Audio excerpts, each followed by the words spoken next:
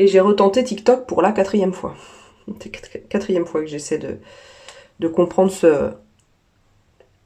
ce réseau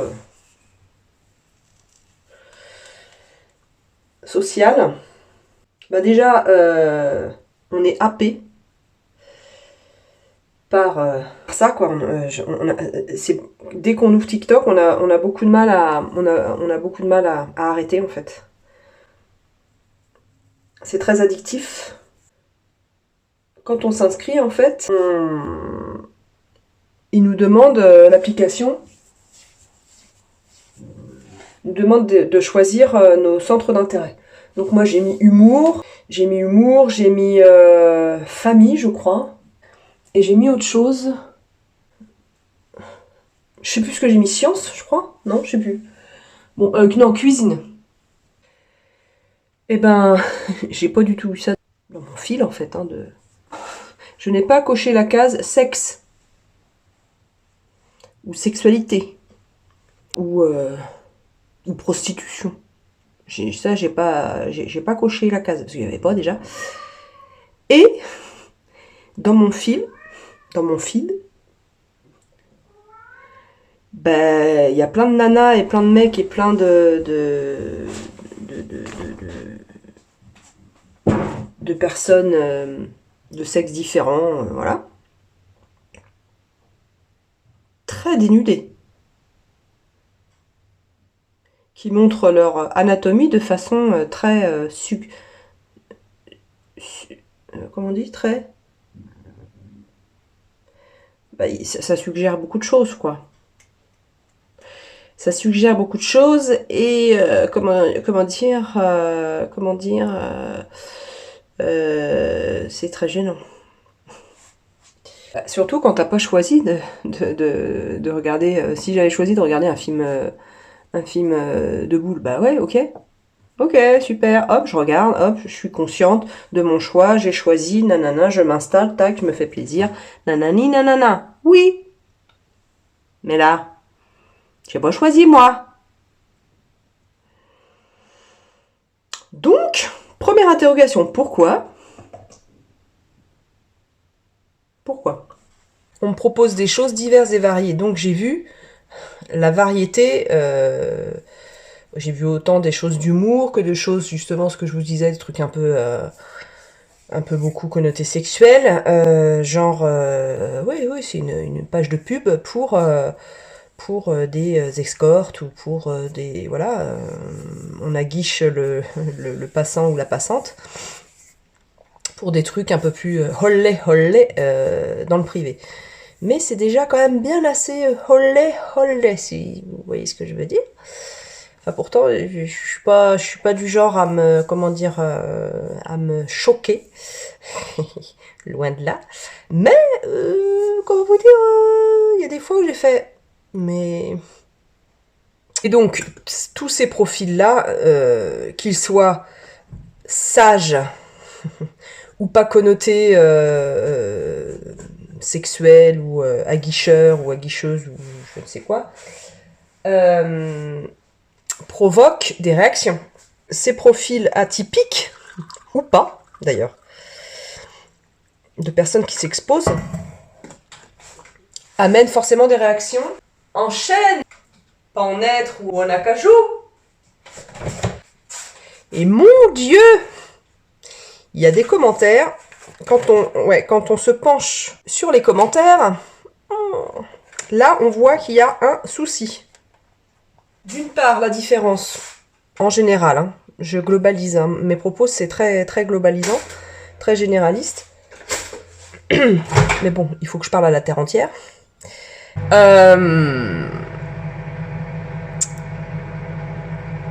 L'autre, déjà, de base, qu'il soit différent ou non de soi, fait peur. On est principalement dans une société où on nous met en confrontation dès le plus jeune âge, donc qu'on soit différent ou pas.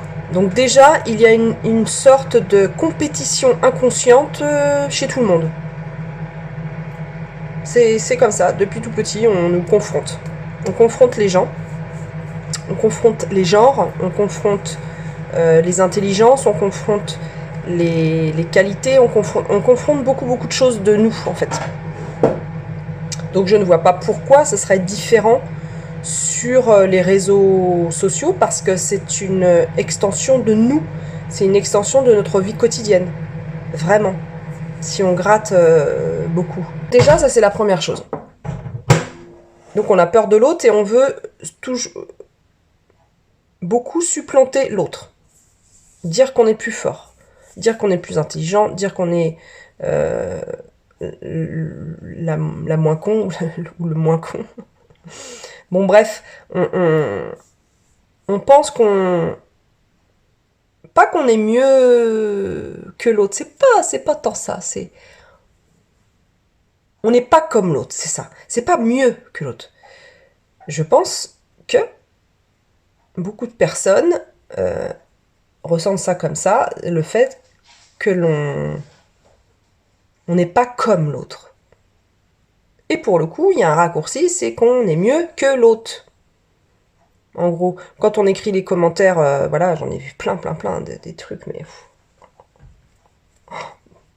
des horreurs, quoi, des horreurs. Donc voilà, il y a une première chose, c'est ça. On se sent... on ne veut pas être associé à. Alors, il suffit que la personne soit un peu plus démonstrative dans sa différence. Et bien alors là, vous avez un déchaînement de tous les haters. Mais les haters, les haineux en français, c'est nous tous en fait. C'est nous tous.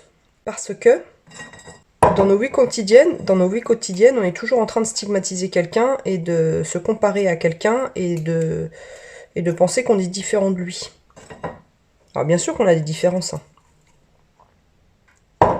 Je dis pas le contraire. Mais, fondamentalement, nous sommes humains. Et là, c'est imparable, quoi. On est tous des humains, pareil. De l'espèce humaine. On est tous de l'espèce humaine, on est d'accord. Partons de ce postulat-là. Dans ces commentaires, moi, ce que j'ai vu, c'est en fait tous les ressentis, toutes les émotions, tout ce qui nous chambranle, tout ce qui nous rend, tout ce qui peut nous affaiblir, ou nous poser des questions, ou nous contrarier. Humainement, dans nos forts intérieurs, dans nos vies, dans notre personnalité, dans ce qu'on est, eh bien si des personnes face à nous, notamment TikTok, ou peu importe le réseau social, moi je vais le dire comme ça, nous balancent, matérialise en fait tout ce qui nous fait peur, hein, ou tout ce qui nous fragilise dans nos vies, et qui fait ce qu'on est en fait, eh ben c'est violent en fait. Pour les personnes qui sont en insécurité par rapport à ça, qui n'ont pas trouvé leur équilibre psychique, leur équilibre dans leur vie, qui n'ont pas, qui ne sont pas stables, eh bien toutes ces personnes qui n'ont pas trouvé un équilibre de ce qu'ils sont et de ce qu'ils font, de comment ils se comportent, les actes qu'ils posent et de comment ils s'entourent, et s'ils n'ont pas trouvé un équilibre dans tout ça, dans tous les pans de leur vie, ça va être violent pour eux de voir que sur TikTok, sur Insta, sur Facebook, peu importe le canal, ou même dans leur vie quotidienne, dans leur vie, boulot, lycée, et que sais-je encore, ça va tellement être violent pour eux, mais ils en ont parfois même pas conscience. qu'ils vont écrire des commentaires, comme j'ai pu en lire sur TikTok. Donc ça, c'est une catégorie des gens qui commentent TikTok, par exemple. Voilà, qui commentent voilà, un profil. Peu importe le profil, j'ai même pas envie de donner d'exemples parce qu'il y en a plein d'exemples. Et ça peut être une personne qui paraît complètement classique.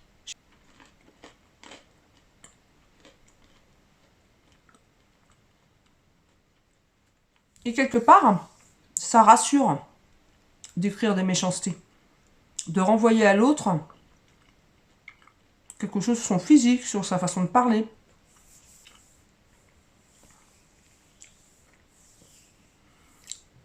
Ça rassure la personne qui écrit ça, parce qu'elle-même n'arrive pas à se rassurer. Elle n'est pas en capacité, elle n'a pas ce qu'il faut à l'intérieur de son cœur et de son ventre, son cerveau, pour se rassurer elle-même. Et tant qu'elle n'a pas trouvé cet équilibre, elle ira chercher à se rassurer chez les autres, en se comparant aux autres. Et toujours, elle cherchera l'aval de ceux qui l'entourent. Je fais des gros raccourcis, je fais des grosses généralités, je suis pas psy, donc je fais avec moi mes capacités intellectuelles, n'est-ce pas, et mes ressentis, est-ce que j'ai observé, c'est pas du tout une analyse, enfin voilà.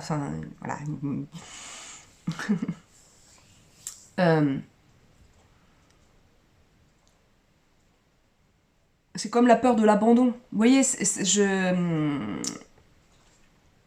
on ira toujours chercher à se rassurer chez l'autre, en fait. On aura toujours besoin de l'autre pour nous dire non, mais t'inquiète pas, t'es une bonne personne, non, mais t'inquiète pas, ceci, cela, non, mais t'inquiète pas. Vous voyez ce que je veux dire? Forcément que la personne qui se reçoit des commentaires affligeants et très provocateurs et très basiques, et des critiques par exemple sur son physique ou la façon dont elle s'habille, bah forcément c'est violent aussi, quoi. Donc pour le coup, on se retrouve avec beaucoup de violence.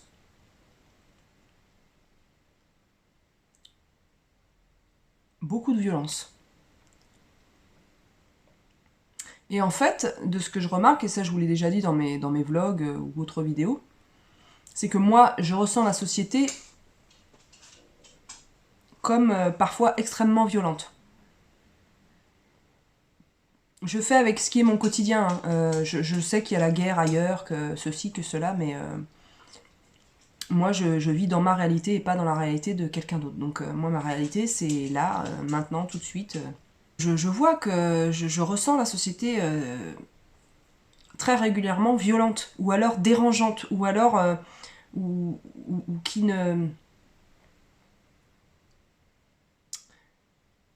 provoque chez moi un recul ou une envie de protection, ou envie d'être... oui, j'ai besoin de protection. Je ressens très régulièrement ça dans ma vie quotidienne. Alors pas que je reçois de la violence directement, vous voyez ce que je veux dire, mais quand j'observe, peu importe l'endroit, je me dis, mais oui, quelle violence, quoi. Quelle violence. Quel manque d'attention à l'autre. Et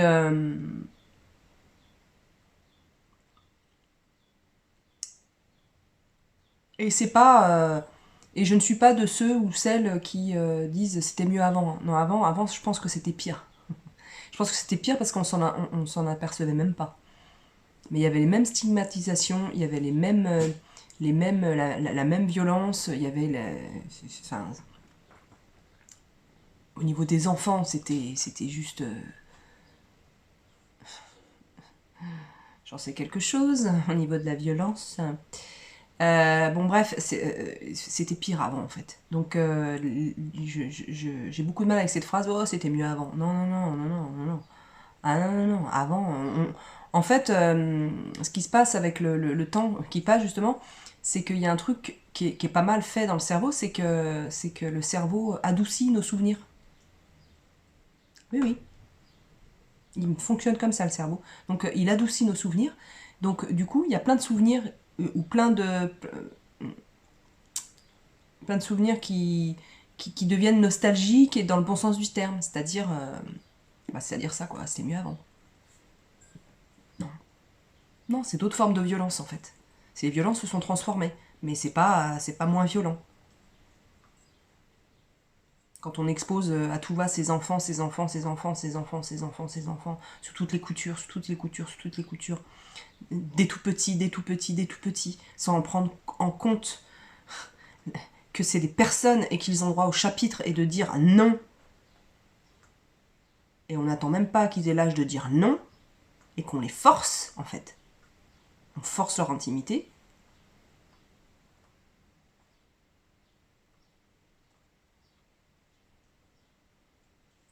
Ça va vers quoi tout ça? Au non-respect de son corps, au non-respect de soi. Ça dit que qu'il n'y a pas de limite à notre corps, à ce qu'on pense, à notre personnalité, à qui on est en fait. En fait, on appartient à celui qui tient le téléphone.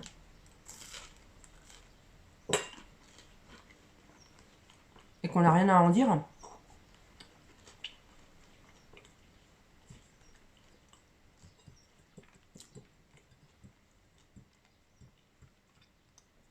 Et j'ai de temps en temps, moi aussi, sur Facebook, exposé ma fille qui était petite.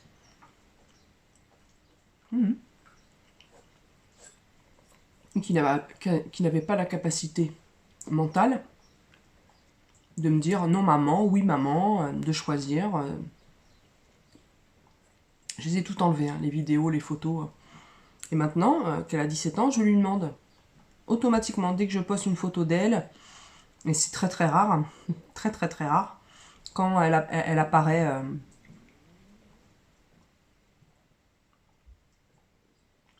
dans mes vidéos, je lui demande, on la voit que très fugacement déjà, et puis la dernière fois, la seule vidéo que j'ai fait avec elle, vraiment, comment dire, sur une longue vidéo, voilà, elle était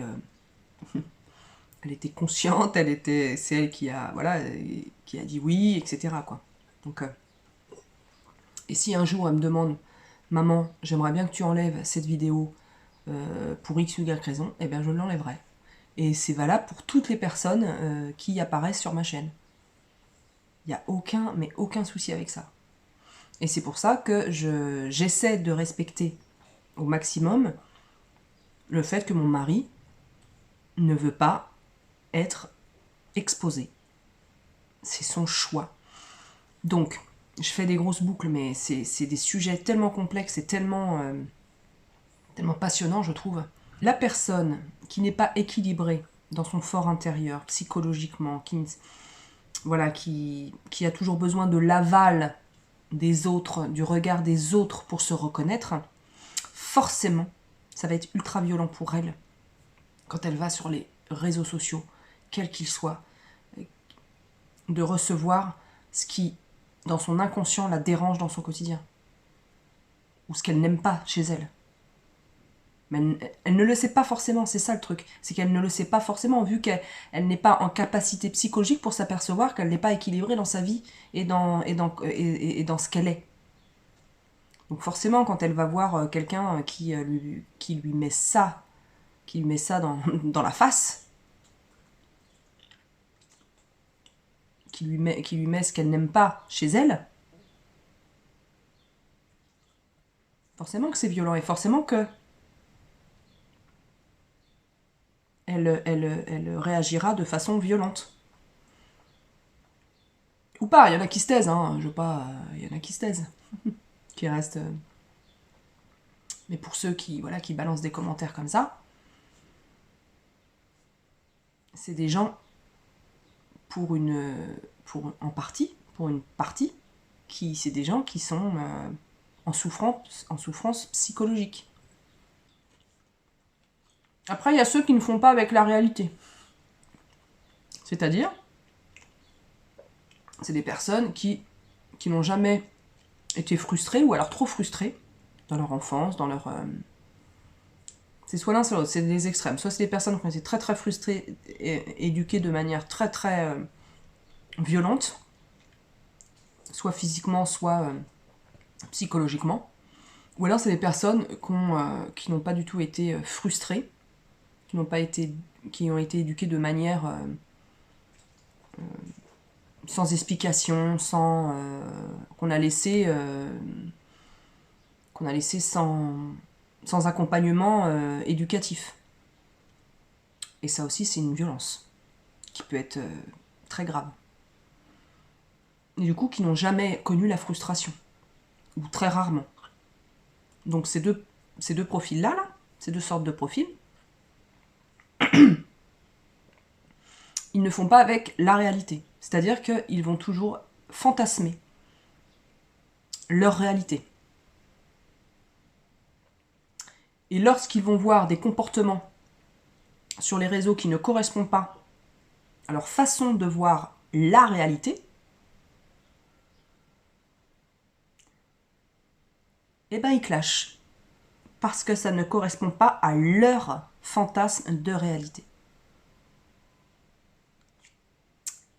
Et ça peut être des gens vraiment extrêmement dangereux. Parce qu'ils aimeraient emmener tout le monde dans leur réalité, dans leur fantasme de réalité. C'est un peu compliqué ce que je dis, non? Ou pas? Donc pour le coup, ces gens-là, là, ça va être des extrémistes. Ça va être des gens dont l'adjectif termine en hob, homophobe, grossophobe. Tout ça, là, tous ces mots-là. Ou en iste, machiste, sexiste. Tous ces gens-là peuvent être potentiellement très dangereux. Parce que dans la société, on est tous différents. On a des comportements différents. On s'habille différemment. On parle genre la télé-réalité, mais ça c'est une autre histoire. Ça va être par exemple celui qui a une religion et qui n'accepte pas la religion des autres. Voilà. C'est des gens, voilà, qui vivent dans une réalité fantasmée, une réalité qui n'existe pas. Ne veulent pas faire partie de la réalité, de la société réelle. Et ils fantasment sur des idéaux. Et du coup, ils s'excluent. Et du coup, c'est la descente.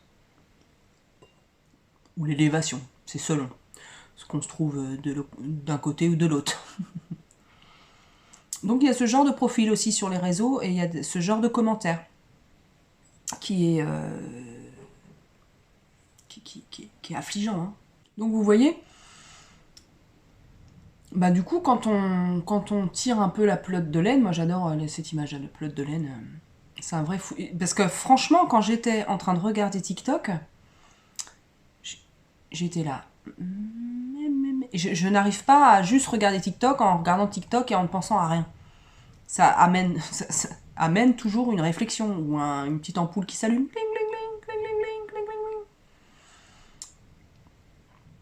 Et je me dis comment moi je réagirais si je recevais des commentaires comme ça. Je sais pas. Je sais pas, j'en ai jamais reçu. Mais parce que je suis pas encore surexposée. C'est pas pour donner des excuses. Mais on vit dans... On fait partie d'une société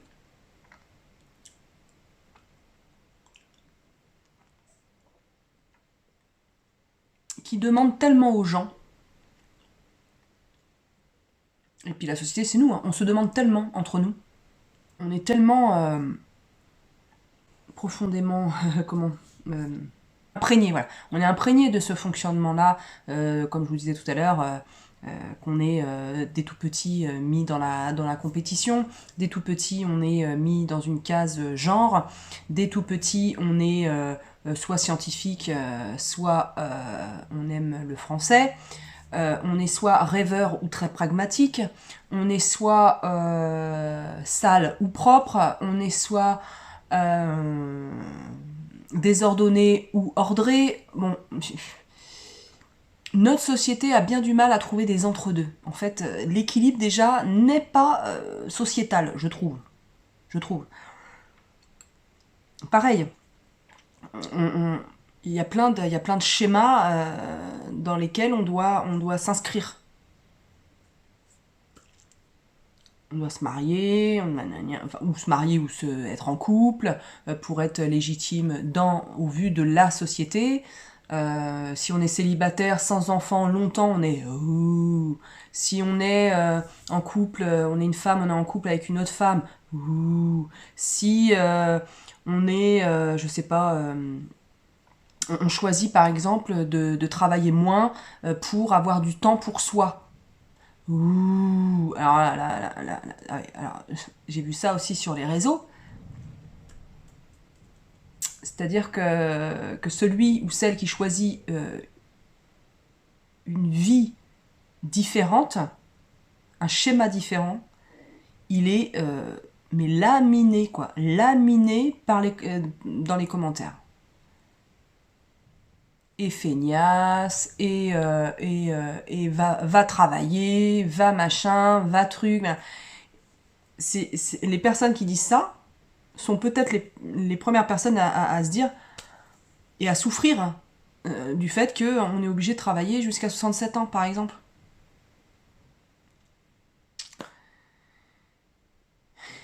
En fait, ce que je regrette, c'est qu'on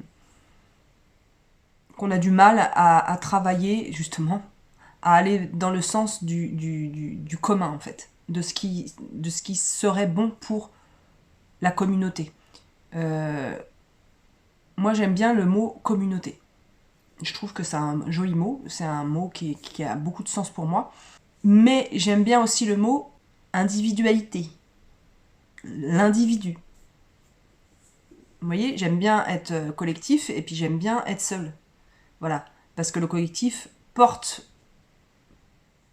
accompagne celui qui est seul. Voilà. Et ça, je trouve qu'on en a besoin, mais réellement besoin dans notre société, dans nos schémas sociétaux, pardon. Et ça manque, quoi. Ça manque. Parce qu'on est parasité par plein de choses. Déjà, on travaille de 8h le matin jusqu'à 18 ou 19h le soir. J'englobe les bouchons, les machins, les trucs. Et encore, parfois, c'est plus large. Hein, Alors déjà, comment voulez-vous que l'humain ait assez de temps pour réfléchir, pour se poser, pour choisir ce qui est bon pour lui, pour sa famille, pour ses chiens, pour ses chats, pour ses enfants, pour de choisir le style de vie qu'il veut, de choisir le schéma qu'il veut, ou pas d'ailleurs. Il a le droit d'être soi, parfois, et puis parfois d'être quelqu'un d'autre, parce que ça lui plaît comme ça. On a un rythme de vie qui est juste, qui ne laisse quasiment pas de place pour soi, pour la solitude.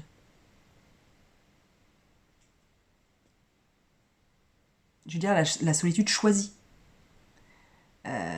Celle par laquelle on accède à des pensées, à des réflexions, à l'envie de mieux se connaître, à l'envie d'être bien avec soi-même, etc., etc.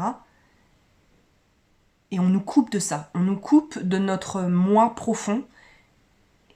Et ben si on se connaît pas, si on se connaît mal, et ben dans notre quotidien, ça va être compliqué de trouver sa place et de s'y sentir bien dans notre société. Je vais terminer là-dessus. Parce que sinon je pourrais dérouler pendant 6 heures d'affilée sur ces sujets-là. Dites-moi en commentaire, vous, comment vous ressentez ce réseau social qu'est TikTok.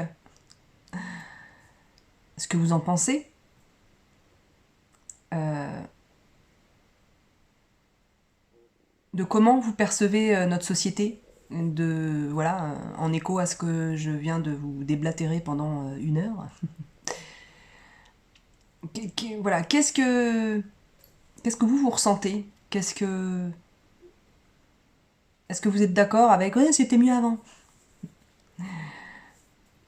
Échangeons, échangeons, échangeons.